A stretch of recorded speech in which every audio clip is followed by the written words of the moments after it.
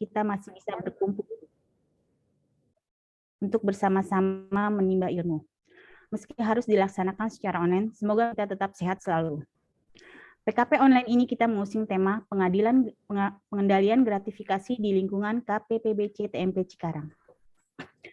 Sebelum memulai acara, mari kita bersama-sama membaca Bismillah. Perkenankan saya Widya Aryani selaku MC pada pagi hari ini untuk membacakan susunan acara. Pertama, menyanyikan Mars Bea dan Cukai. Yang kedua, sambutan oleh Bapak Catur Agus Widiharto. Yang ketiga, pemaparan materi PKP oleh Bapak Yeremia Gea. Yang keempat, pemutaran video gratifikasi. Yang kelima, sesi tanya jawab. Yang keenam, penyampaian materi tambahan terkait presensi daring oleh Bapak Catur Agus Widiharto. Yang ketujuh, kuis. Sebelum memasuki agenda selanjutnya, mari kita menyanyikan Mars Bea dan Cukai. Para hadirin dimohon duduk tegap.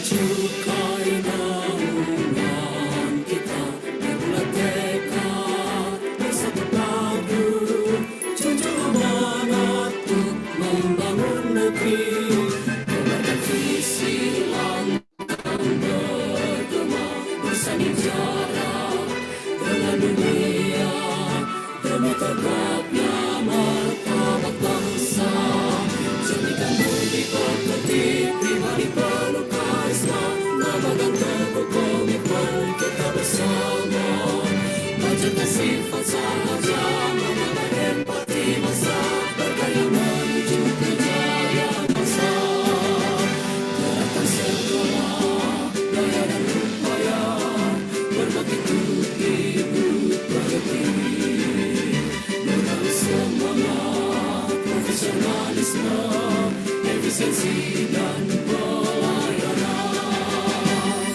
Bea Cukai kebanggaanku, visimu jalari jiwaku, visimu aliri darahku, strategimu derap langkahku, puji untuk Tuhan yang Esa, sembahkan bakti adipura.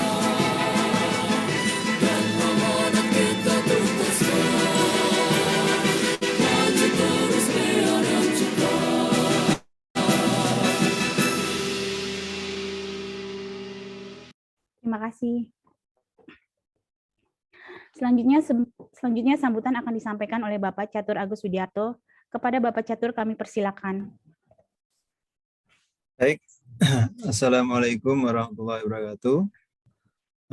Mohon maaf sebelumnya kamera saya kenapa ya ini udah on kamera saya tapi nggak muncul ya ininya ya, nggak muncul gambarnya ini. Mohon maaf. Jadi yang penting suara sudah terdengar ya, insyaallah. Ya. Bismillahirrahmanirrahim. Assalamualaikum warahmatullahi wabarakatuh. Alhamdulillah teman-teman semua kita bisa berkumpul di media Zoom ini untuk bersama-sama merefresh kembali integritas kita kayak gitu, khususnya yang sekarang ini di dua aspek, yaitu yang pertama nanti akan disampaikan oleh Pak Gea tentang gratifikasi ya, kemudian kalau yang saya ini Bu Widya izin saya jadi dua sesi ya, ini sekarang sampai nanti gitu ya. Iya Pak. Nah, sekarang aja lah ya saya sampaikan ya. Boleh, Bu? Siap Pak. Oke, iya daripada saya nanti dua sesi. Ya. Ya, baik. Saya ingin menegaskan kembali Bapak Ibu sekalian tentang presensi daring yang kita lakukan. Mungkin di Nadine Bapak Ibu sekalian sudah ada ND dari Pak Kepala Kantor ya tentang presensi daring. Karena memang kita juga memandang ini sekarang sudah WFO semua begitu, WFO full, maka seharusnya lah kita tegakkan tentang presensi daring itu. Dan dengan terbitnya peraturan yang baru ya, boleh saya share screen deh sebentar. Nah ini yang dari Kementerian Keuangan ini ceritanya begini nih. Kenapa muncul peraturan yang baru itu? Ceritanya itu mereka itu membandingkan lah ya, membandingkan jam kerja di berbagai KL. Ya memang kalau kita lihat di sini jam kerja kita, jam kerja Kemenkyu ini yang nomor 01 yang biru ini. Jam kerja kita memang lebih panjang ya daripada jam kerja yang lain seperti itu. 42 jam, 45 menit sepekan seperti itu. Sedangkan yang lainnya yang paling yang menyaingi OJK aja 40 jam ya, bedanya dikit sih tapi seperti itu.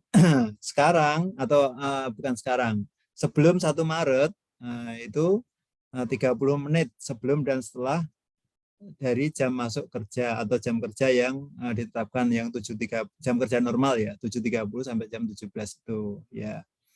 Nah, sedangkan yang lain-lain ini yang KL lain ya ada yang banyak ya, banyak macam-macam seperti itu ininya, bervariasi. Nah, tapi kemudian kita berpikiran atau Kemenkyu di sana berpikiran wah memberikan kesempatan lah ya, memberikan kesempatan kepada pegawainya untuk flexi time-nya diperpanjang seperti itu. Maka ada PMK 211 dan 214 kemudian diubah menjadi PMK ini. Flexi time yang tadinya 30 menit menjadi 90 menit. Ya, jadi sekarang kita ini bisa aja Bapak Ibu sekalian itu melakukan presensi jam 5 pagi ya. Kalau dulu kan jam 6 kayak gitu kan. Sekarang jam 5 pagi sudah boleh presensi. Dan yang dihitung tetap yang 9,5 jam itu, artinya kalau misalkan jam 5 pagi presensi, maka dihitungnya mulainya jam 6 ya. Jam 6. Maka jam 15.30 kayak gitu ya. Jam 15.30 itu sudah boleh presensi akhir kayak gitu. Demikian pula yang ke depannya, artinya yang katakanlah ada suatu keperluan dan lain hal, maka presensi bisa dilakukan jam 9. Jam 9. Nah, ini jam 9 lebih 9, 9 menit yang lalu masih boleh presensi ya. Jam 9 dan pulangnya ya mundur 1,5 jam seperti itu, 90 menit ya. Flexi time ini dimaksudkan sebenarnya bukan untuk elek-elekan ya kalau bahasa kita ya. Bukan untuk elek-elekan, tapi memang untuk ya memberikan yang lebih fleksi seperti itu kalau ada keperluan dan sebagainya.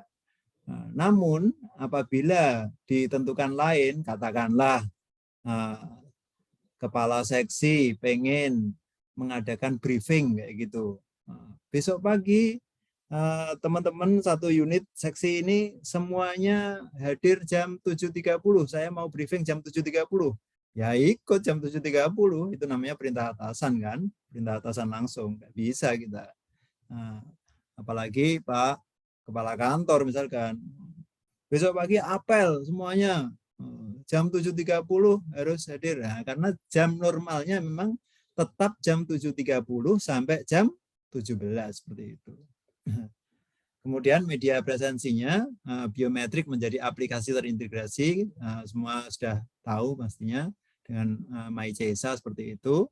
Namun yang ada perubahan adalah apabila Maicei-nya terganggu, yang dulunya itu nggak ada jalan keluar begitu ya, nggak ada jalan keluar, maka yang sekarang ini dibuktikan dengan absensi atau presensi manual seperti itu. Nanti bagian umum lah, SBU lah yang akan mengatur bagaimana presensi manual di kita seperti itu. Dan kemudian ada lagi kategori pelanggaran yang ketiga, kategori pelanggaran dan bukan pelanggaran jam kerja. Nah ini, pegawai sekedar absen namun tidak melaksanakan tugas dapat dikenakan sanksi. Jadi dia presensi masuk, kemudian ngilang, kayak gitu kan, kemudian ngilang, kemudian presensi keluar. Nah ini juga kalau yang dulu tidak ada peraturannya lah ya. Dulu juga bisa sebenarnya dikenakan sanksi, tapi tidak ada peraturan khususnya. Nah, sekarang sudah ada peraturan khusus. Dan ada yang lainnya, ada kebijakan afirmasi pegawai sulit berhubungan. Katakanlah di tempat-tempat yang sulit. Yang ada ininya sendiri ya ini. Ada ketetapannya sendiri, tempat mana yang dikatakan sulit berhubungan itu. Jadi enggak langsung, sulit berhubungan itu berarti di Atambua, di Antikong. Belum tentu. Apakah tempat itu sudah ditentukan sebagai sulit berhubungan atau tidak, itu ada ketetapannya sendiri. Seperti itu. Ya. Nah ini fleksibilitas jam kerja tadi. Maka kondisi yang diharapkan, yang di kanan ini ya, yang di kanan ini, integritas pegawai meningkat. Ya, integritas pegawai meningkat dan work-life integration pegawai meningkat. Artinya memang kita mempunyai kepentingan-kepentingan sendiri-sendiri seperti itu ya. Kepentingan-kepentingan sendiri-sendiri yang ya semoga kepentingannya itu bisa diakomodir dengan ini. Katakanlah ada yang antara anak sekolah dulu kayak gitu kan. Atau ada keperluan lain, wah nggak tahu lah. Tapi yang jelas di sana ada namanya core time tadi ya, core time. Jadi jam 9 sampai jam 15.30, ini jam 9 sampai jam 15.30 yang orange itu diharapkan itu adalah collaborative hour. Collaborative hour, core hour atau collaborative hour ya. Nih, dalam hal terdapat keputusan organisasi unit JPTM, JPTM itu jabatan pimpinan, jabatan pimpinan tinggi media. Pimpinan tinggi media itu berarti kalau di kita Pak Dirjen ya, Pak Dirjen dapat menetapkan lebih lanjut ketentuan untuk unitnya. Kalau di Bea Cukai apa ini? Misalkan saja 247 di KPU Priok. Atau kalau di kita petugas gaters ya kan, petugas gaters itu kan 247 juga kan ininya kan. Itu bisa ditentukan lain seperti itu. Yang diatur jamnya supaya dia juga tetap jumlah jam kerjanya adalah 42 jam 45 menit per pekan seperti itu ya. Nah, kalau untuk Ramadan akan ditentukan dengan SE Setjen atas nama Menkeu. Nantilah kita Ramadan sebentar lagi ya, insya Allah mungkin akan berlaku lain seperti itu. Kalau yang lalu-lalu kan jam kerja normalnya menjadi 7.30 sampai 15.30 seperti itu ya. Kalau yang Ramadan yang tahun-tahun lalu. Kita tunggu Ramadan yang sekarang ya. Kemudian yang terakhir yang barusan terbit ND 339 kemarin baru terbit. Ini saya stressing yang poin E dan F nih. Poin E dan F ya. Poin E dan F ini, yang poin E ini yang saya stressingnya adalah pada saat melakukan presensi hendaknya wajah, waktu, dan lokasi bisa jelas kayak gitu. Nah, karena saya temukan juga banyak teman-teman ini yang Masalah waktu sih nggak masalah ya. Waktu semuanya oke, udah waktunya itu. Tapi wajah dan lokasi ini, wajahnya itu kadang-kadang nggak kelihatan kayak gitu, hitam kayak gitu kan wajahnya itu. Kemudian di tempat yang gelap kayak gitu ada itu. Kemudian ada yang wajahnya itu mohon maaf, walaupun memang sekarang pakai masker ya, pakai masker. Kalau pas lagi presensi, maskernya dibuka dulu, Bapak Ibu sekalian. Maskernya dibuka dulu. Supaya wajahnya ya memang, oh ya situ, kayak gitu. Ntar kalau ini kan ada Jartok garing Asruddin Asri ya, ini wajahnya dua ini berarti. Nah, kayak gitu. Tapi yang jelas wajahnya harus bisa dikenali seperti itu. Wajahnya harus dikenali. Kemudian lokasi, Bapak Ibu sekalian. Lokasi lebih lanjut dijelaskan di butir F itu bahwasanya pelaksanaan presensi daring dilakukan pada area lokasi unit kerja. Jadi seharusnya kalau kita WFO ya presensinya di kantor kayak gitu, di lingkungan kantor ini ya monggo aja, mau di lapangan parkir, mau di kantin atau di ruangan kerja monggo aja, nggak masalah. Pokoknya sudah di lingkungan kantor ini seperti itu. Kemudian lokasi unit kerja lainnya itu apa? Atau lokasi lainnya ya ini? Atau lokasi lainnya yang telah ditentukan itu apa? Lokasi lainnya itu adalah yang di luar kantor tapi memang sudah ditetapkan sebagai tempat kerja. Misalkan teman-teman yang di hanggar, monggo aja langsung ke hanggar. Artinya nggak usah ke kantor dulu. Atau kalau ada keperluan kantor dulu, monggo bisa presensi di kantor. Tapi kalau misalkan memang mau langsung ke hanggar, ya langsung ke hanggar aja. Langsung ke hanggar, presensi di sana seperti itu kan. Presensi di sana, itu sudah sah seperti itu. Oh ini memang presensinya di hanggar atau di CDP atau di mana, atau di gate ya. Atau apabila WFH seperti itu ya, WFH bisa presensi di rumah kayak gitu. Tapi kalau WFH ya memang presensinya di rumah ya. Jangan WFH tapi presensinya di mana tempat wisata misalkan. Wah ini nggak pas ini. Ya mungkin masa sekarang ya, masa sekarang belum seperti itulah. Kita mendengar bahwasanya perusahaan-perusahaan ada yang seperti itu. Oke lah, next time mungkin kita udah pakai media yang luar biasa begitu sehingga bisa ya di mana aja, nggak perlu terikat tempat kayak gitu, monggo. Bahkan nggak perlu terikat waktu, ada perusahaan-perusahaan yang seperti itu, nggak perlu terikat tempat, nggak perlu terikat waktu. Yang dituntut hanya hasil kerjanya saja, ada yang seperti itu ya.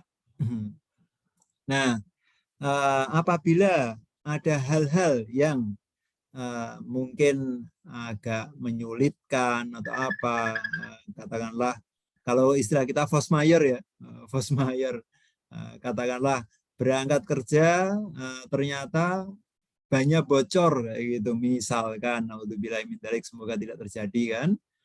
Tapi ya kemungkinan terjadi banyak bocor sehingga jam berapa itu, jam 9 tadi ya terakhir fleksi, jam 9 masih di jalanan kayak gitu kan, masih di jalanan. Nah, monggo yang seperti ini berkoordinasi dengan atasan langsung masing-masing.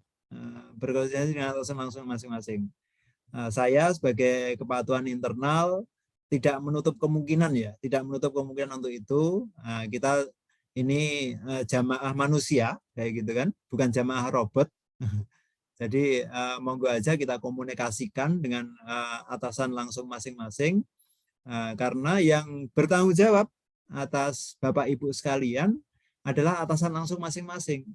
Apabila nanti ada pelanggaran-pelanggaran atau ada apa yang memproses, pasti atasan langsung masing-masing seperti itu. Sehingga saya juga mengingatkan kepada masing-masing atasan langsung agar selalu mengecek anak buahnya masing-masing seperti apa, baik kinerjanya ataupun kehadirannya dan sebagainya, sehingga ya langsung bisa diketahui gitu apa yang menimpa anak buah masing-masing. Itu mungkin yang perlu kami sampaikan pada kesempatan kali ini. Ya, mungkin nanti kalau ada yang nanya-nanya tentang presensi daring ini ya monggo aja, saya terbuka saja, atau ada yang nggak setuju langsung raise hand sekarang ya monggo silahkan ya. Itu aja Bu, sambutan dari saya dan langsung penjelasan tentang presensi daring. Terima kasih atas perhatiannya. Saya kembalikan ke Bu Widya. Assalamualaikum warahmatullahi wabarakatuh. Warahmatullahi wabarakatuh. Kami sampaikan terima kasih atas sambutan Bapak Catur. Semoga kita dapat mengaplikasikan dan menerapkan absensi daring dengan penuh tanggung jawab.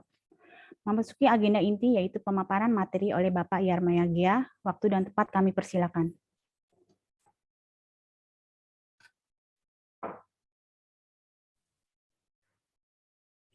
Assalamualaikum warahmatullahi wabarakatuh. Selamat pagi, salam sejahtera bagi kita semua.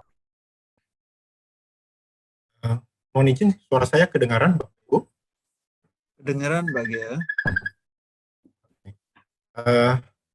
Saya hormati Bapak Kepala Kantor, pejabat eselon, Bapak pejabat eselon 4, Bapak Ibu pejabat fungsional dan seluruh pegawai Bea dan Cukai yang saya banggakan. Izinkan saya untuk menyampaikan materi P2KP hari ini tentang pengendalian gratifikasi. Izin saya share screen.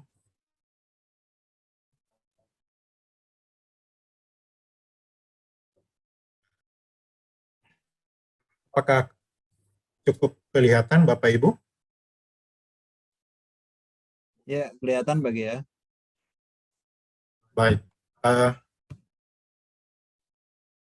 Pengendalian gratifikasi yang akan kita pelajari pada hari ini terambil dari PMK 227 PMK 09 tahun 2021.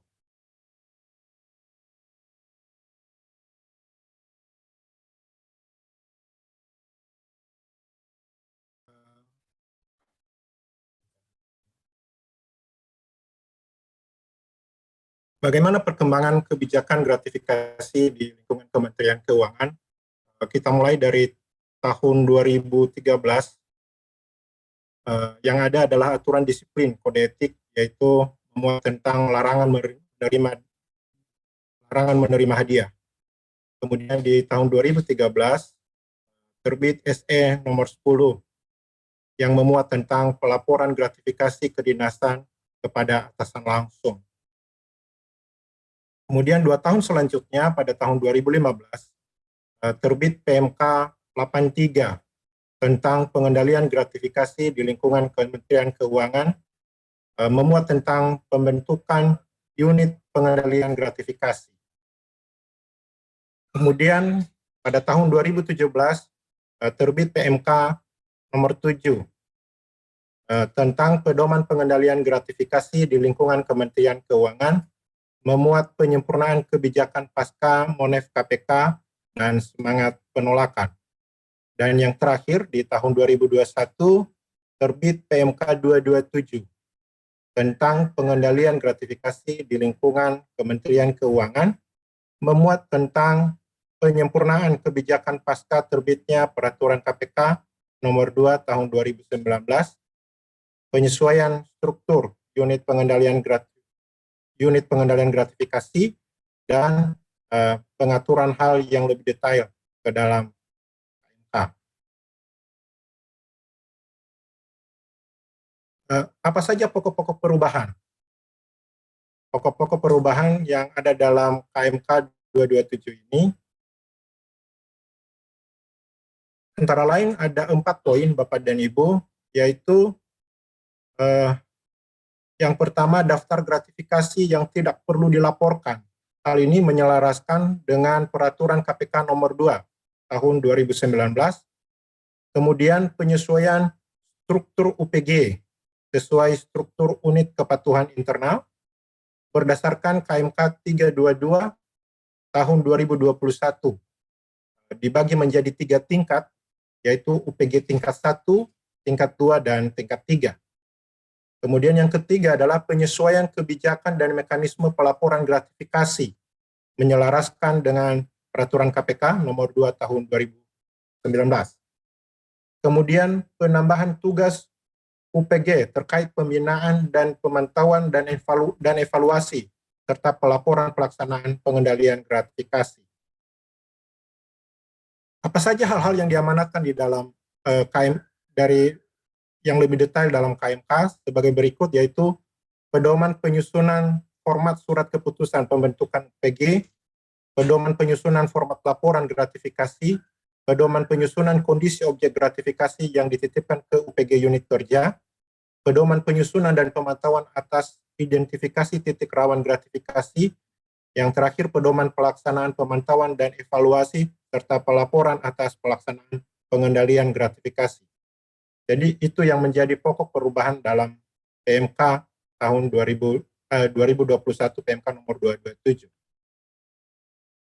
Selanjutnya, Bapak dan Ibu, apa saja yang menjadi kewajiban dan juga kategori gratifikasi?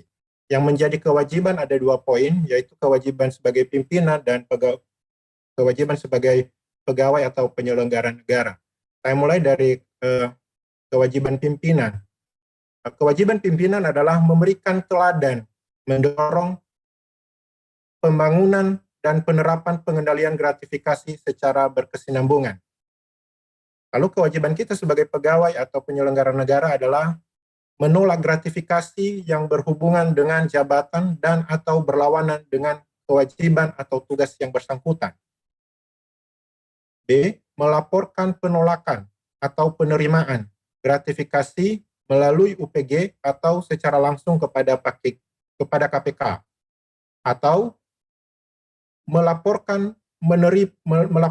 penerimaan gratifikasi yang tidak dapat ditolak sesuai dengan ketentuan peraturan perundang-undangan dan atau penetapan KPK melalui UPG atau secara langsung kepada KPK. Lalu apa saja yang menjadi kategori gratifikasi? Ada 2 kategori Bapak Ibu, yaitu kategori yang wajib dilaporkan dan yang tidak wajib dilaporkan. Yang wajib dilaporkan adalah gratifikasi yang diterima atau ditolak oleh pegawai penyelenggara negara yang berhubungan dengan jabatan berlawanan dengan kewajiban tugas yang bersangkutan. Lalu yang tidak wajib dilaporkan adalah, yang ada banyak Bapak Ibu, yang pertama adalah pemberian dalam keluarga, yaitu pemberian dari kakek nenek, bapak ibu, mertua, suami istri, anak menantu, anak angkat wali yang sah, cucu, besan, paman bibi, kakak adik ipar, sepupu, dan ponakan sepanjang tidak terdapat benturan kepentingan. Jadi ini yang mempunyai keluarga ya, yang berhubungan dengan keluarga, poinnya adalah sepanjang tidak terdapat benturan kepentingan. Kemudian yang kedua adalah keuntungan bunga dari penempatan dana investasi kepemilikan saham pribadi yang berlaku secara umum. Bagian C, manfaat dari koperasi, organisasi kepegawaian atau organisasi yang sejenis berdasarkan keanggotaan yang berlaku umum. Bagian D, perangkat atau perlengkapan yang diberikan kepada peserta dalam kegiatan kedinasan, seperti seminar, workshop, konferensi, pelatihan, dan lain sebagainya, sepanjang itu berlaku umum. Bagian E, hadiah tidak dalam bentuk uang atau alat tukar lainnya yang dimaksudkan sebagai alat promosi, sosialisasi yang menggunakan logo pesan sosialisasi sepanjang tidak memiliki benturan kepentingan dan berlaku umum. Kemudian bagian F, hadiah atau apresiasi atau penghargaan dari kejuaraan perlombaan atau kompetisi yang diikuti dengan biaya sendiri dan tidak terkait dengan kedinasan. Bagian G, penghargaan, baik berupa uang atau barang yang ada kaitannya dengan peningkatan prestasi kerja yang diberikan oleh pemerintah sesuai dengan peraturan perundang-undangan yang berlaku. Bagian H, hadiah langsung atau undian, diskon, rabat, voucher, poin reward, atau souvenir yang berlaku umum dan tidak terkait kedinasan. Bagian I, kompensasi atau honor atau profesi di luar kegiatan kedinasan yang tidak terkait dengan tugas dan kewajiban sepanjang tidak terdapat benturan kepentingan dan tidak melanggar peraturan kode etik pegawai pejabat yang bersangkutan. Bagian J, kompensasi yang diterima terkait kegiatan kedinasan seperti honorarium, transportasi, akomodasi, dan pembiayaan yang telah ditetapkan dalam standar biaya yang berlaku di instansi penerima gratifikasi sepanjang tidak terdapat pembiayaan ganda, tidak terdapat benturan kepentingan, dan tidak melanggar ketentuan yang berlaku di instansi penerima. Bagian K, karangan bunga sebagai ucapan yang diberikan dalam acara seperti pertunangan, pernikahan, kelahiran, kematian, akikah, baptis, khitanan, potong gigi, atau upacara adat agama lainnya, bisa sambut, pensiun, promosi jabatan. Bagian I, pemberian terkait dengan pertunangan, pernikahan, kelahiran,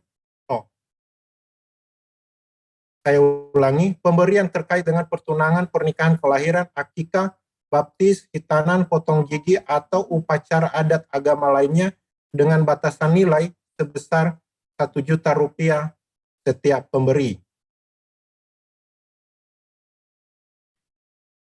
Selanjutnya, pemberian terkait dengan musibah atau bencana yang dialami oleh diri penerima gratifikasi, suami, istri, anak, bapak, ibu, mertua, dan atau menantu penerima gratifikasi sepanjang tidak terdapat benturan kepentingan dan memenuhi kewajaran dan kepatutan.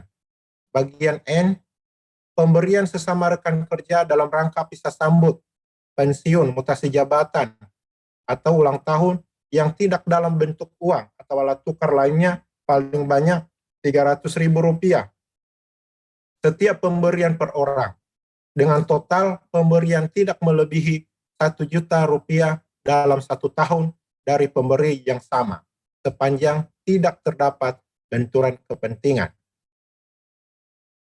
Bagian O, pemberian sesama rekan kerja yang tidak dalam bentuk uang atau alat tukar lainnya dan tidak terkait kedinasan, paling banyak Rp200.000 setiap pemberian per orang, dan dengan total pemberian tidak melebihi Rp1.000.000 dalam 1 tahun dari pemberi yang sama, sepanjang tidak terdapat benturan kepentingan. Selanjutnya, pemberian berupa hidangan atau sajian yang berlaku umum. Yang terakhir, pemberian cenderamata atau plakat kepada instansi dalam rangka hubungan kedinasan dan kenegaraan, baik di dalam negeri maupun di luar negeri, sepanjang tidak diberikan untuk individu atau pegawai atau penyelenggara negara. Lalu, bagaimana proses pelaporan gratifikasi? Di sini ada alurnya, Bapak dan Ibu. Proses pelaporan gratifikasi ada 2 cara, yaitu bisa melalui formulir laporan kepada KPK ataupun aplikasi pelaporan. Lalu jangka waktunya berapa hari? Kalau langsung ke KPK itu 30 hari sejak gratifikasi diterima atau ditolak. Tetapi kalau ke unit pengendalian gratifikasi maksimal 10 hari sejak gratifikasi diterima atau ditolak. Nanti dari unit pengendalian gratifikasi melakukan penelaah, maka maksimal 10 hari kerja sejak laporan diterima dan ditolak dilaporkan kepada KPK. Lalu apa saja yang akan diinformasikan dalam laporan gratifikasi tersebut. Ini ada beberapa poin, yaitu identitas penerima gratifikasi berupa nomor induk, KTP, nama lengkap, dan nomor telepon, informasi pemberi gratifikasi, jabatan penerima gratifikasi, tempat dan waktu penerimaan gratifikasi, uraian jenis gratifikasi yang diterima, nilai gratifikasi yang diterima, kronologis peristiwa penerima gratifikasi, dan bukti dokumen atau data pendukung terkait laporan gratifikasi. Lalu bagaimana dengan kompensasi? Untuk memperoleh kepemilikan atas objek gratifikasi, maka ada beberapa syarat, Bapak dan Ibu. Yang pertama, objek gratifikasi berbentuk barang atau fasilitas. Yang kedua, pelapor gratifikasi harus kooperatif. Ketiga, beritikat baik, dan pelapor gratifikasi bersedia mengganti objek gratifikasi dengan sejumlah uang. Nilai kompensasi tentu sesuai dengan taksiran yang telah ditetapkan oleh KPK. Pelapor berhak atas kepemilikan objek gratifikasi dalam hal permohonan kompensasi disetujui oleh pimpinan KPK, dan pelapor gratifikasi telah membayar kompensasi sesuai yang ditetapkan dalam keputusan pimpinan KPK.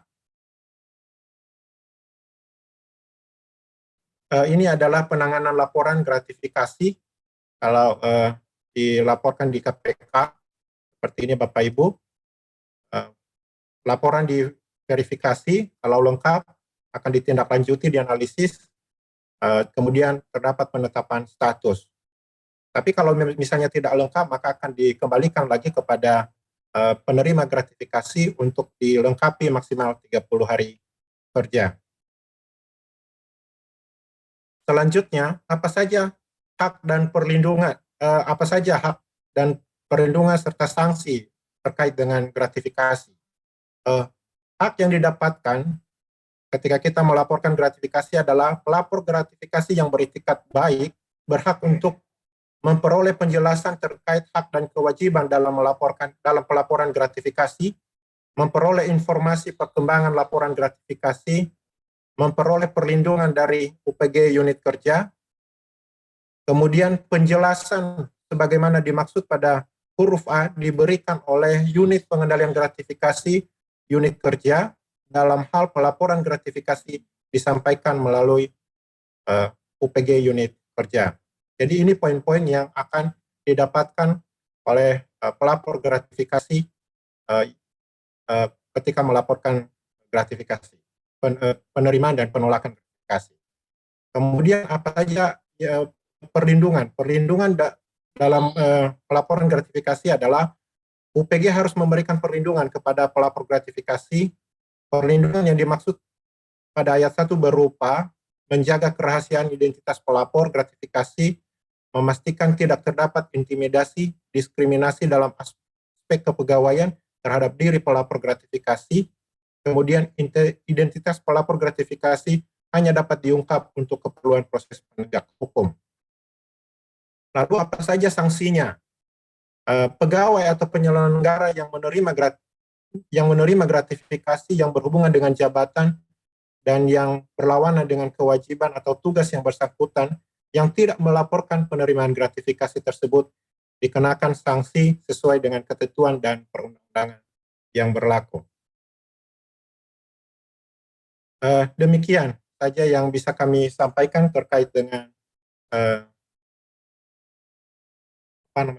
perlindungan pengendalian gratifikasi sesuai dengan PMK 227/2021. Saya kembalikan kepada pembawa acara.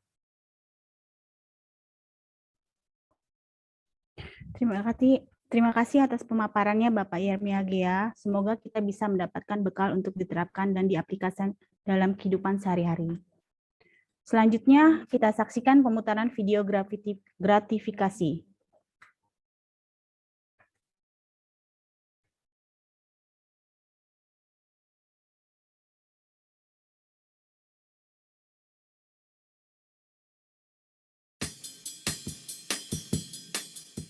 Kedengarannya sih, gratifikasi itu mirip dengan gravitasi.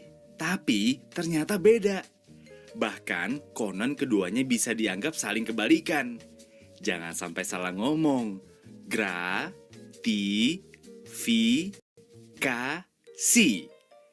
Kita pastinya masih ingat dengan pelajaran di sekolah tentang Bapak Isaac Newton dari Inggris. Suatu ketika, beliau duduk-duduk di bawah pohon dan kejatuhan buah apel. Dari kejadian itu, Pak Newton mendapat ilham tentang gaya tarik bumi, yakni gravitasi. Nah, kalau gratifikasi itu adalah kebalikan dari yang dialami Pak Newton. Melawan hukum alam, buah apelnya justru terbang ke atas, dari tanah menuju pohon. Ini tentu bukan sulap dan bukan sihir. Sekarang, mari kita umpamakan pohon sebagai pejabat atau pegawai negeri. Lalu, tanah kita umpamakan sebagai rakyat dari semua lapisan masyarakat, termasuk pengusaha. Nah, buah apelnya ia bisa kita anggap sebagai bentuk pemberian atau gratifikasi.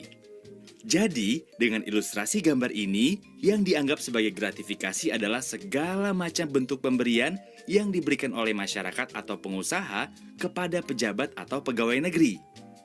Tentu saja, pemberian tersebut ada kaitannya dengan jabatan dari sang pejabat atau pegawai negeri itu. Gratifikasi ini bisa dianggap suap loh. Gratifikasi menjadi barang haram karena menyusahkan rakyat di sepanjang perjalanan hidup mereka. Gratifikasi menghancurkan moral bangsa. Bayangkan saja, waktu kita lahir, orang tua kita harus membayar atau memberi uang terima kasih terhadap pelayanan untuk bisa mendapatkan akta kelahiran. Hanya dengan cara itu kita bisa diakui sebagai warga negara Republik Indonesia. Parah kan? Dan praktek bayar ini, bayar itu, sogok sana, sogok sini terus berlanjut ketika kita masuk sekolah. Saat mencari kerja dan bekerja, kemudian menikah, terus punya anak, hingga saat kita kembali menghadap Tuhan. Iya, sewaktu mengurus surat kematian, pemakaman, dan lain-lain, keluarga kita diharuskan membayar lagi. Parah kan? Di Republik ini, mengurus segala macam izin dan keterangan perlu uang ekstra atau uang pelicin. Mulai dari mengurus akta kelahiran, KTP, SIM, STNK, kartu sosial, domisili, IMB, dan lain sebagainya. Biasanya, praktek tersebut memakai istilah uang tinta, uang jasa, uang kopi, uang pelicin, uang rokok, uang pelancar, dan segala macam keluarga uang lainnya. Padahal, tugas pejabat negara dan pegawai negeri itu ya memang melayani rakyat dengan sebaik-baiknya. Mereka sudah digaji dengan memakai uang rakyat. Jadi, mereka tidak perlu lagi mengharap imbalan dalam bentuk apapun dari pihak lain. Sebetulnya, begitulah bunyi dari sumpah jabatan mereka ketika dilantik dan juga pada kode etik pegawai negeri. Parahnya lagi, orang-orang sekarang ini semakin kreatif saja menutupi praktik gratifikasi. Mereka menutupinya dengan memberi berbagai macam sebutan yang unik-unik. Contohnya, ada yang bilang itu sebagai biaya entertainment, atau uang transport, atau jasa pinggul, atau uang selimut, alias gratifikasi seks. Wah, serem! Bahkan, terkadang kedok gratifikasi melibatkan nama buah-buahan. Seperti apel Malang, apel Washington, atau kardus durian. Apapun nama sebutannya dan semanis apapun rasanya, segala bentuk gratifikasi ini harus ditolak dan dihindari. Karena bisa ketagihan kayak narkoba. Nikmat sesaat, sengsara berkepanjangan di penjara. Gratifikasi berbahaya bagi kehidupan berbangsa dan berdampak buruk bagi kita semua karena hak kita jadi tak terlayani dan mahal. Gratifikasi mencederai rasa keadilan kita. Ini ada istilah kerennya loh, yakni high cost economy, atau biasa diterjemahkan sebagai ekonomi biaya tinggi. Karena kita membayar lebih mahal dari seharusnya. Ketika mengurus izin, pengusaha mengeluarkan biaya ekstra untuk memberikan suap atau gratifikasi kepada pegawai negeri atau pejabat negara. Biaya ini tentu dibebankan pada keuangan perusahaan tersebut, sehingga harga barang menjadi lebih mahal. Selain itu, gratifikasi merusak martabat pejabat dan pegawai negeri karena membangun mental pengemis dengan memperjualbelikan kewenangan. Gratifikasi dianggap suap jika penerimanya adalah pegawai negeri atau penyelenggara negara. Sebab, gratifikasi tersebut terkait dengan jabatan dan bertentangan dengan tugas dan kewajiban para pegawai negeri serta penyelenggara negara. Banyak hal bisa kita lakukan untuk membasmi praktik gratifikasi. Sebagai anggota masyarakat, kita harus stop pemberian dalam bentuk apapun kepada pegawai negeri atau penyelenggara negara. Jika kita seorang pengusaha, jangan lagi jadi setan penggoda dengan memberi uang pelicin. Kalau pekerjaan kita sebagai pegawai negeri, jangan sampai menerima gratifikasi dalam setiap pelayanan yang diberikan kepada masyarakat, apalagi meminta. Selain itu, kita semua harus mengawasi dan melaporkan praktek-praktek gratifikasi kepada KPK. Negeri yang indah ini akan semakin nyaman bila mana tidak ada praktek gratifikasi. Sebab, hak masyarakat akan terlayani dengan maksimal dan gratis. Tidak ada pilih kasih di antara si kaya dan si miskin. Dengan membasmi gratifikasi, kebiasaan korupsi akan ikut menghilang dari budaya kita. Dampak lebih jauhnya, masyarakat semakin percaya kepada pemerintahnya. Dan yang lebih jauh dari itu, harga barang-barang kebutuhan akan menjadi lebih murah karena proses perizinannya tidak memerlukan suap dan waktu yang lama. Pastinya, masyarakat akan menjadi pihak yang paling merasakan manfaat dari menghilangnya kebiasaan gratifikasi di negeri ini. Karena itu, ayo bersama KPK kita bebaskan Indonesia tercinta dari belenggu gratifikasi agar negeri kita jadi adil dan makmur.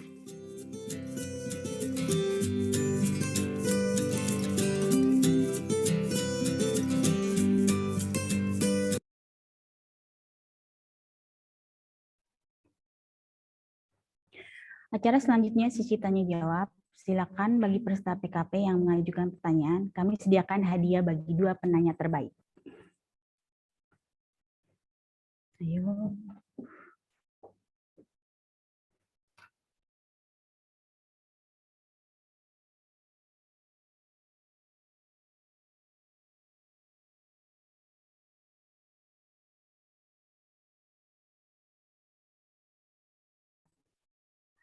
Nggak ada yang mau nanya nih, apa materinya takut? Pak Widyo mau nanya nggak? Enggak dulu, Bu.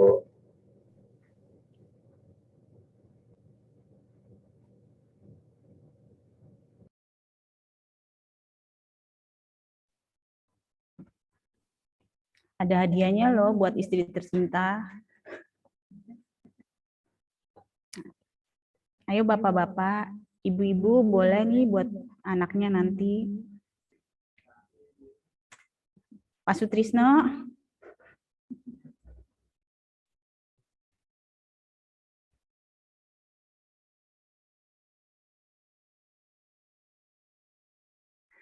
Pak Iswan ada yang mau ditanyain? Udah jelas semua. Halo, siap. Siap, Bu. Saya mau nanya satu aja, Bu. Wah, ini jeruk makan jeruk ini. Aduh, Kalau mantap. ya siap. Kalau gratifikasi kan konsepnya itu dasarnya izin. Iya. Izin, Bu, apa suara saya kedengaran? Kedengeran, Pak. Kedengaran. Oh ya, izin bertanya kan kalau gratifikasi itu konsepnya kan dia tidak ada meeting of mind, tidak transaksional. Jadi kan si penerima itu dia tidak tahu sebelumnya kalau akan menerima gratifikasi. Nah, kalau misalnya si penerimanya itu dia menolak gratifikasi, kemudian ingin melaporkan gratifikasi tersebut ke UPG, itu kira-kira bukti pendukung apa yang perlu dilampirkan ke UPG bahwa dia itu telah menolak gratifikasi? Apakah perlu melampirkan bukti? Kalau memang perlu, bagaimana mekanisme pembuktian bahwa dia itu menolak gratifikasi? Apakah cukup dengan ngomong saja bahwa saya telah menolak gratifikasi dari si A dengan jumlah sekian, apakah cukup seperti itu? Apakah kita perlu bikin surat pernyataan atau gimana? Jadi kalau kita menolak gratifikasi itu bukti apa yang perlu kita sampaikan? Mungkin itu saja, Bu.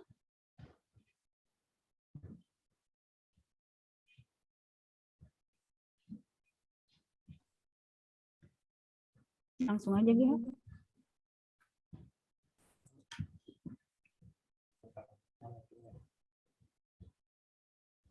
Baik, saya akan mencoba menjawab sesuai dengan materi yang saya pelajari. Sebenarnya yang diperlukan adalah buku, tapi uraian tadi yang di slide, mungkin saya share screen.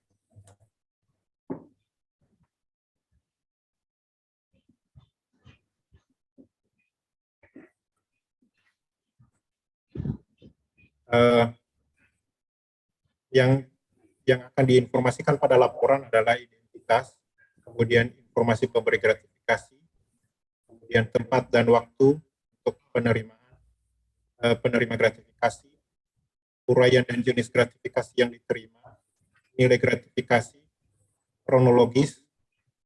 Nah, ini yang dimasukkan bukti Ya, ini. bukti pendukung kalau kita nolak gratifikasi itu kira-kira apa ya? Karena di aturan tidak dijelaskan secara spesifik, setahu saya. Iya. Makanya kira-kira apa yang bisa kita buktikan bahwa kita itu menolak gratifikasi, gitu. Ya, barangkali kalau mungkin Pak Catur ya bisa menjelaskan seperti ini. Kalau ini hanya ini yang saya tangkap dari aturan tersebut. Iya. Siap. Mohon maaf saya nggak buka video, karena dibuka juga sama aja nggak ada gambarnya. Jadi kalau bukti memang di sana dibebaskan begitu ya Pak. Buktinya terserah apa saja. Katakanlah misalkan yang bisa diinikan apakah ada komunikasi terlebih dahulu, ya kan? WA-nya atau apa. Tapi kalau memang katakanlah tidak ada bukti sama sekali kayak gitu ya, tidak ada bukti sama sekali. Kami di penugasan yang sebelumnya di Priok pada waktu itu pernah menerima pelaporan-pelaporan yang seperti itu. Memang pelaporan yang seperti ini akan berbeda perlakuannya. Kenapa? Karena ya yang tanpa bukti ini kan rawan juga ada semacam apa ya, saya tidak menyebutkan bohong ya, tapi ya nggak ada bukti lah ya gitu kan, nggak ada bukti ya, sehingga ya kita nggak memperlakukan itu seperti sebagaimana yang memang ada bukti kayak gitu ya. Saya kalau semaksimal mungkin bukti itu ada, misalkan tadi ada apa namanya screenshot atas chat atau apa yang bisa dijadikan bukti seperti itu. Atau misalkan ada rekaman apa, direkam dulu ya. Nah, ini jarang terjadi lah kalau direkam dulu, itu biasanya jarang terjadi seperti itu. Atau saksi orang lain. Nah, ini kalau ini kemungkinan ya di lapangan misalkan ada beberapa orang ternyata di situ, oh saksinya siapa, si Anu. Nah, saksinya ya seperti itu Pak. Itu mungkin yang bisa saya sampaikan. Siap.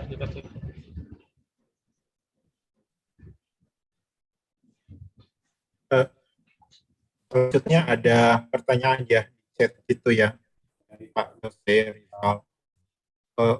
Uang pengganti biaya internet dari kegiatan kedinasan mentoring pembelajaran berbasis Zoom meeting maka perlu dilaporkan sebagai gratifikasi. Itu tidak perlu menurutku karena tidak wajib dilaporkan, ada di poin yang saya bacakan tadi. Sebentar saya izin share screen-nya.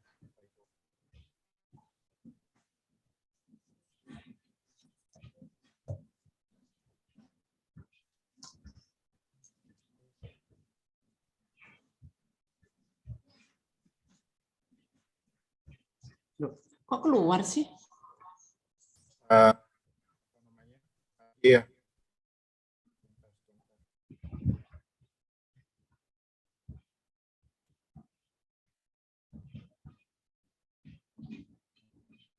Kompensasi ini bagian J ya. Kompensasinya diterima terkait kegiatan kedinasan seperti honorarium, transportasi, akomodasi pembiayaan yang telah ditetapkan dengan standar biaya yang berlaku di instansi penerima gratifikasi yang tidak terdapat pembiayaan ganda, tidak terdapat benturan kepentingan, dan tidak melanggar ketentuan yang berlaku di instansi penerima. Demikian jawaban.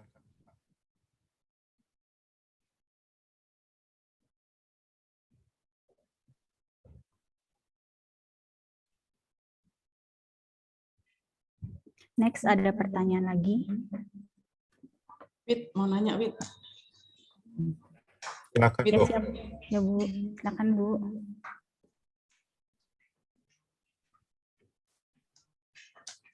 Halo. Ya, silakan, Bu. Ayo, saya mau nanya nih, Pak Catur tadi menyampaikan terkait absen ya, absensi. Ini belum ada yang menanya masalah absensi. Pak Catur, Ya Bu, siap Bu. Pak Catur, saya mau nanya nih masalah absensi ya. Ya Bu. Kalau misalkan tadi kan sudah disampaikan Pak Catur terkait absensi. Terus kalau misalkan pagi nih kejadian biasanya pagi, kalau kita berangkat pagi seperti biasa, ternyata di jalan tinggal dikit sampai kantor ya, ternyata ada misalkan di lampu merah sana itu lampu merah itu macet gitu, macet dan kita kan sebentar lagi sampai kantor, kita misalkan ngejar fleksi atau misalkan 7:30, tapi sampai lampu merah misalkan udah mepet waktunya nih. Nah ini apa bisa nggak absen dari lampu merah situ? Atau misalkan depan kantor lah, seberang kantor atau setelah turun dari flyover gitu. Kira-kira gimana Pak Catur? Siap. Ya. Tempat yang ditentukan tadi itu ya seharusnya kantor Bu. Artinya begini, kalau memang Ibu tadi jam 7.30 ya, 7.30 sebenarnya nggak masalah. Artinya gini, mohon maaf, ini ada pengertian bahwasanya, oh kalau yang kemarin tuh, kalau nggak jam 7 nggak dapat fleksi. Nah itu sebenarnya keliru Bu. Pengertian seperti itu. Fleksi itu ya dapat jam berapapun. Artinya gini, katakanlah Ibu hari ini presensi jam berapa? 7.15 gitu ya. 7.15. Maka Ibu diperbolehkan untuk presensi keluar jam 5:15 kayak gitu. 5:15. Ya kan tadi 15 menit kan, 15 menit lebih awal kan ininya. Ya, berarti perhitungannya semua. 15 Kalau menit. misalkan gini, saya misalkan kepepet tahu-tahu sampai itu jam 7:30 kurang dikit gitu. Tapi masih itu di flyover. Nah, itu bisa nggak absen dari sana dari apa namanya? Ya jangan, Bu. Berarti tetap kena dipotong tetap, ya. Begini. Yang seperti itu nanti kita akan konfirmasi, ya kan? Akan kita konfirmasi kepada baik yang bersangkutan. Saya sih ininya atasan langsung ya, atasan langsung. Nanti atasan langsung ini ke yang bersangkutan misalkan. Makanya saya pesankan untuk setiap kejadian tolong laporan ke atasan langsung. Kalau tadi contohnya Bu Nur kan 7.30 tadi kejadiannya. Kalau 7.30 ya nggak usah dipaksakan gitu ya, nggak usah dipaksakan untuk untuk presensi di situ. Tapi misalkan yang saya contohkan tadi kejadiannya adalah ban bocor misalkan, sehingga sudah jam 9 kayak gitu kan, sudah jam 9 belum bisa presensi. Kalau sudah hampir jam 9 belum bisa presensi, maka ada kemungkinan urusannya akan lebih ruwet. Maksudnya urusannya akan lebih ruwet itu memang dari wajah, waktu, dan lokasi yang paling gampang dilihat adalah waktu. Seperti itu. Nah, sehingga saya sarankan kalau memang jam 9 ya, mepet jam 9, koordinasilah sama atasan langsung. Pak, saya kena ini ada urusan ini sehingga tidak bisa presensi di tempat yang ditentukan seperti itu. Ya, itu yang akan menjadi fleksi di fleksi yang lain seperti itu. Fleksinya Kementerian Keuangan, ini fleksinya kami di sini di Kepatuhan Internal. bahwasanya fleksi lokasi ya, fleksi lokasi ini. Ya, seperti itu, Bu. Tapi kalau 7.30 ya terusin aja 7.30 di flyovers itu sampai sini kan misalkan jam 7.40 nggak ada sih sebenarnya. Ya 7.40 katakanlah begitu 7.40. Ya nanti presensi pulangnya gitu presensinya berarti jam 17.10 kan. 17:04 ya. Ya kayak gitu. Nah, artinya kita lebih siang ya pulang lebih sore. Kita lebih pagi ya pulang lebih awal seperti itu. Baik, terima kasih Pak Catur. Siap. Oh ya, tadi setelah kita laporkan ke atasan langsung tadi, kalau memang terbukti bahwa yang bersangkutan ini memang melakukan pelanggaran ya, memang melakukan pelanggaran baik wajah maupun lokasi, kalau waktu udah jelas, wajah maupun lokasi, maka nanti ya bisa berakibat presensi dia dibatalkan, kayak gitu. Nah, kalau presensi dia batalkan ya berakibat pemotongan seperti itu ya, atau bahkan akibat-akibat yang lainnya. Oh ya, kami ini udah sepakat ini kemarin bahwa ini akan kita laksanakan mulai besok ya, karena ini sudah kita sosialisasikan dua cara nih. Yang pertama adalah cara dengan ND ke seluruh pegawai di Nadin masing-masing. Nah, kemungkinan Nadin nggak pada buka nih, ya kan? Kalau WA kan buka itu kan. Nah, WA dari WA untuk masuk ke Zoom ini. Nah, kalaupun tidak ikut Zoom ini kami rekam sengaja. Kami rekam, nanti akan kami upload ke YouTube. Sehingga kalau nggak bisa sekarang menyaksikan, gimana sih kemarin misalkan ya ini kan 91 orang ini cuman kita ada 170-an, berarti masih ada 80 orang lain yang nggak menyaksikan ini. Tetap kita akan berlakukan tidak ada nggak tahu gitu ya. Tolong teman-temannya yang nggak ada di sini dikasih tahu untuk ya kalau misalkan nggak bisa menyaksikan sekarang di YouTube-nya seperti itu.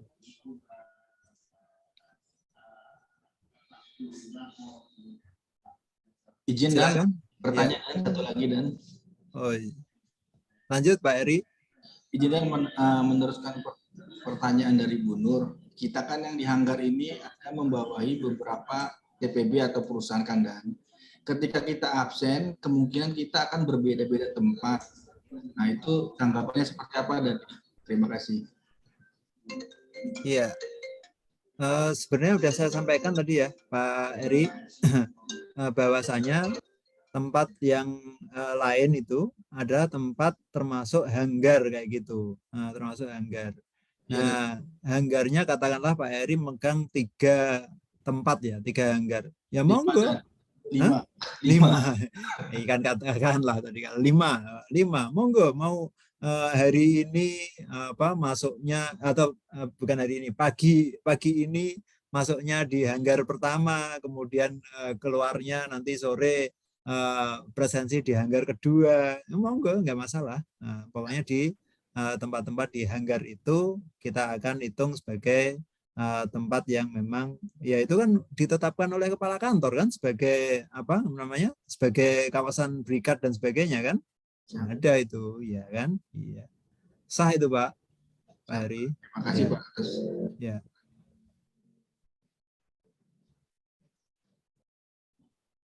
Lanjut Bu Widya. Bapak Ibu, apakah masih ada yang bertanya? Jika tidak, kami akan melanjutkan kuis. Untuk kuis, untuk 3 nilai tertinggi dan tercepat kami sediakan hadiah.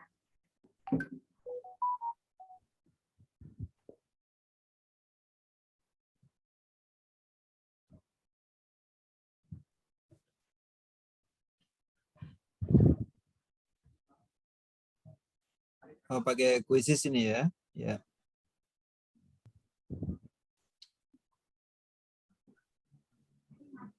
Mana hilang lagi, Ri?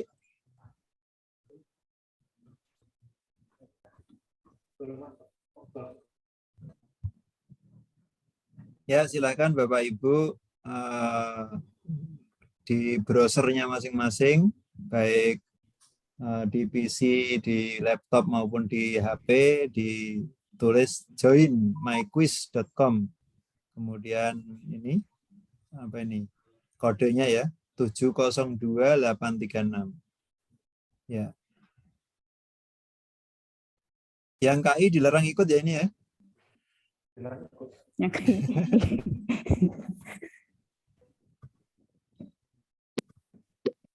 Oh, atau di chatnya itu ada di chat operatornya udah ngechat quizzes.com. Nah, tinggal diklik.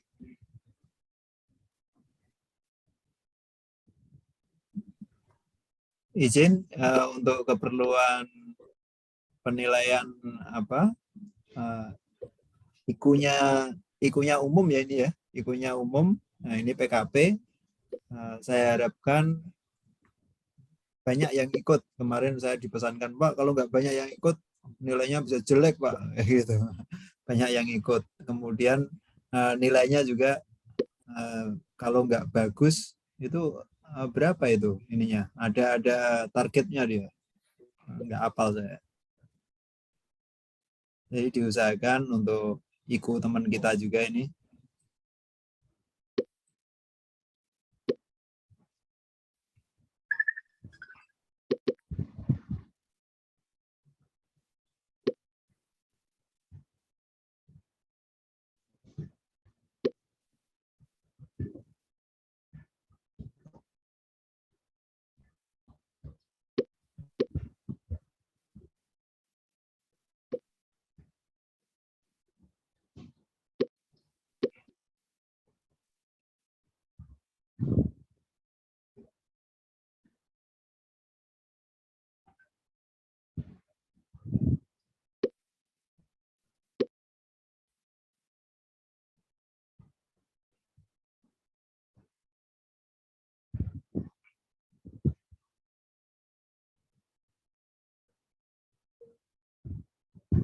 sih Pak.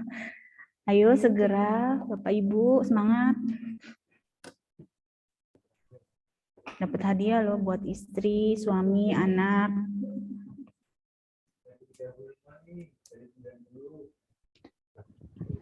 Ayo baru 35 orang yang masuk dari 90 peserta. Mudah kok kuisnya.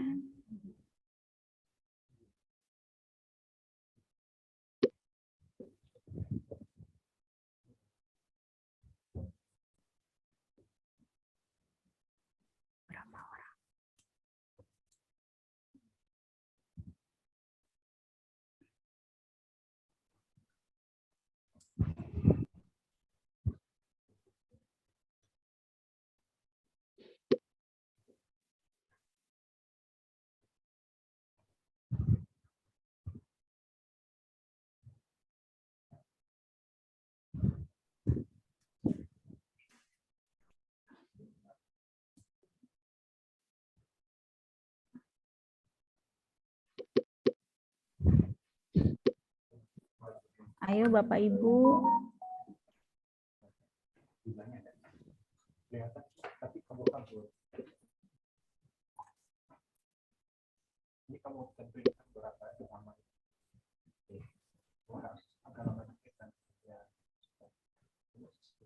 Ini udah separuh, Mas Ari. Bisa ya, kalaupun mulai itu kan bisa ini ya, bisa masuk belakangan ya. Nah, jadi Bapak Ibu yang memang belum masuk, kita mulai aja ini karena menghormati yang sudah ini juga ya, yang sudah masuk ke quizisnya. Jadi kita mulai aja, tapi kalau yang belum masuk silakan bisa masuk belakangan ya, kalau yang di quizis ini ya. Nah, silakan Mas Ari dimulai aja.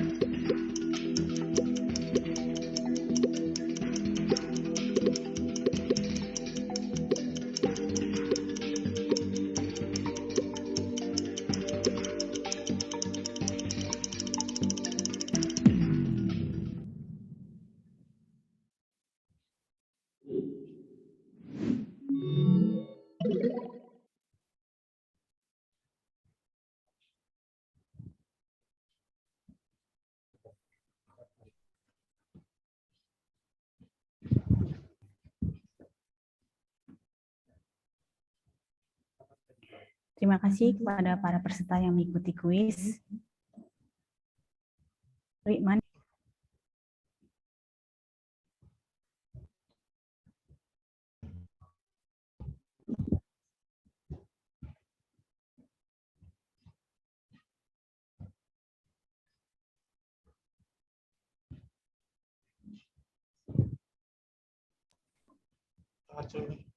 Selamat untuk pemenang pertama Priska, yang kedua Aziz, yang ketiga Beni, dan untuk untuk hadiah yang pertanyaan kepada Bapak Iswan Heru dan Bapak Yose Riza. Hadiah dapat diambil langsung di KI. Sebelum mengakhiri acara pada siang hari ini, izinkan kami mendokumentasikan kegiatan. Dimohon kepada Bapak Ibu untuk menyalakan kamera Zoom. Pada kehitungan ketiga, admin akan memfoto layar yang akan pada saat ini. 1, 2,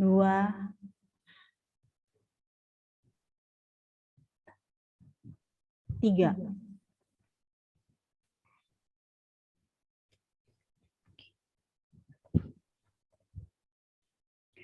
Terima kasih banyak kepada narasumber serta para peserta yang telah menyimak acara dari awal sampai akhir. Saya mewakili panitia yang bertugas menyampaikan mohon maaf atas kesalahan dan perbuatan. Akhir kata terima kasih dan wassalamualaikum warahmatullahi wabarakatuh. Waalaikumsalam warahmatullahi wabarakatuh. Terima kasih Bu Widya. Terima kasih Wid. Aduh Widya, terima kasih. Terima kasih semuanya. Terima kasih dan izin live ya. Izin live. Assalamualaikum. Ya, waalaikumsalam warahmatullahi wabarakatuh, Pak Teguh.